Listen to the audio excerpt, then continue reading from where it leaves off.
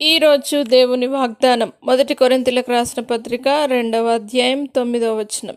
దేవుడు తన్ను ప్రేమించు వారి కొరకు ఏవి సిద్ధపరచనో అవి కంటికి కనబడలేదు, చెవికి వినబడలేదు, మనుష్య హృదయమునకు గోచరము కాలేదు.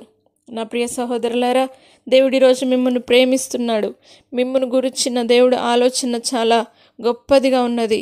ఆయన ప్రేమ గొప్పది కాబట్టి మీ కొరకు దేవుడు సిద్ధపరిచిన ప్రతీది కూడా కంటికి కనబడలేనిది, హృదయానికి గోచరం కాలేనిది, అదేవిధంగా దేవుని వాగ్దానం సెలవిస్తూ ఉన్నది.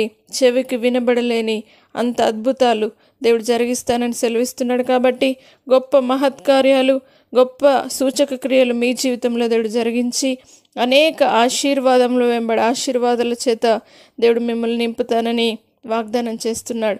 దేవుడు మిమ్మల్ని ప్రేమిస్తున్నాడు.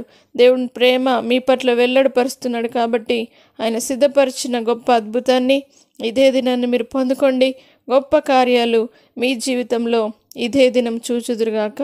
కంటికి కనబడని, హృదయానికి గోచరం కానీ, చెవుకు వినబడని అనేక అద్భుతాలు మీ జీవితంలో దేవుడు జరిగించి అద్భుతాల చేత నింపి కాపాడునుగాక.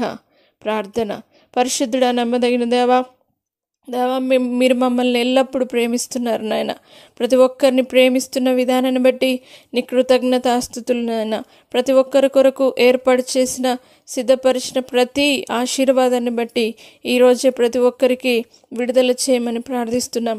ఈరోజే అద్భుత కార్యాలు జరుగునుగాక దేవా. అనేక కంటికి కనబడని, హృదయానికి గోచరం కానీ, చెవికి వినబడలేని గొప్ప అద్భుతాల చేత నింపి ఆశీర్వదించి నీ సన్నిధి నుంచమని యేసు నామమున వేడుకుంటున్నాం తండ్రి. ఆమేన్.